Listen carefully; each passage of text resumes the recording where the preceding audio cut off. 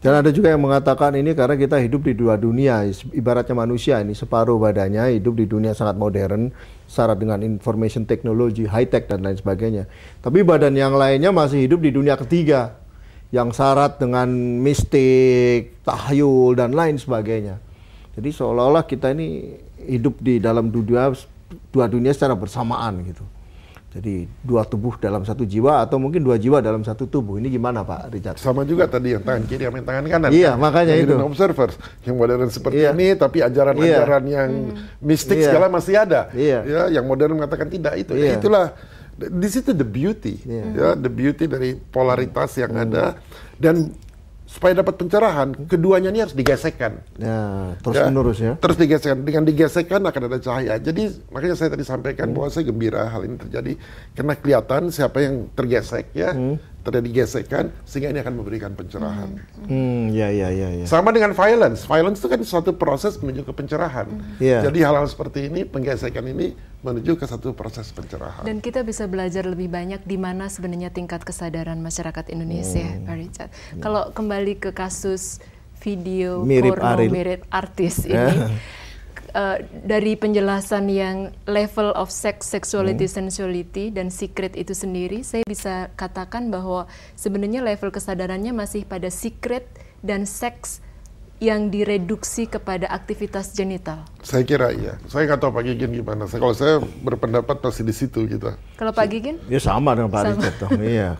Dan ya saya terus terang sangat prihatin, sangat kecewa juga karena demikian banyak pakar ahli yang saya hormati ternyata mempunyai cara pandang yang demikian sempit.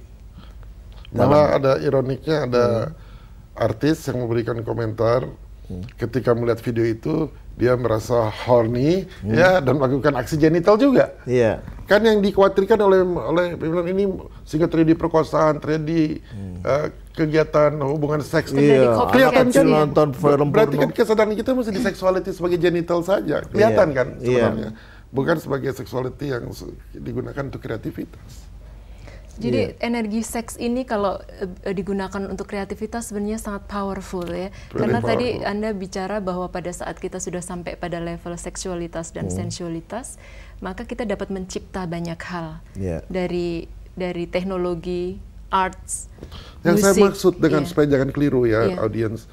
Yang saya maksud dengan seksualitas adalah you menggunakan seluruh totalitas you untuk berekspresi, apapun itu. Dan itu adalah akarnya adalah sexual energy. Ya, begitu you menggunakan totalitas you untuk mengekspresikan seluruh, apakah itu melukis, apakah itu belajar, buat puisi, itu adalah sexual energy. Jadi bukan aktivitas physical genetical. Yes. Itu yang karena bahaya pada saat audiens mendengar tentang seksualitas, mungkin asosiasinya masih pada kegiatan genetik. Jadi kalau you mentotal ekspresikan secara total ya seluruh tubuh you, seluruh mind you untuk apa karya apa saja, dan you lakukan itu terus-terusan, you rawat, you cultivate ya, you hargai juga pekerjaan you and so on, you lakukan itu, you menjadi apa? Karya itu menjadi karya yang sensual. Kenapa? You memakai sense. Sensual itu dari sense. Ya, you menjadi orang yang sensual.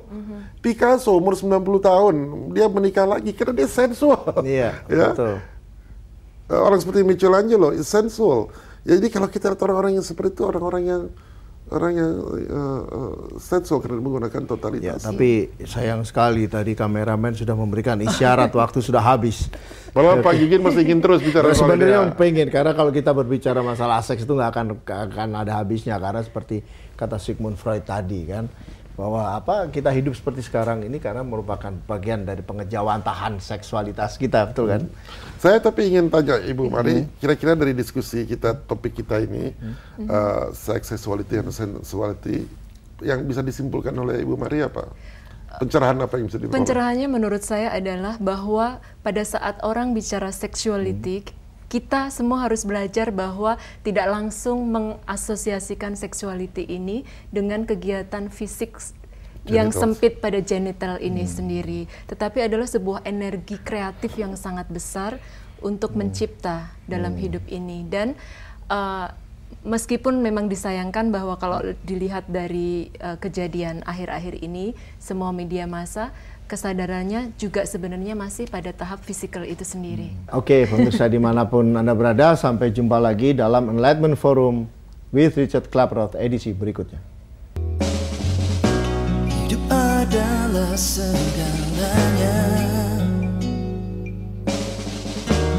Hidup adalah bahagia. Hidup sangatlah bermakna bagi kita.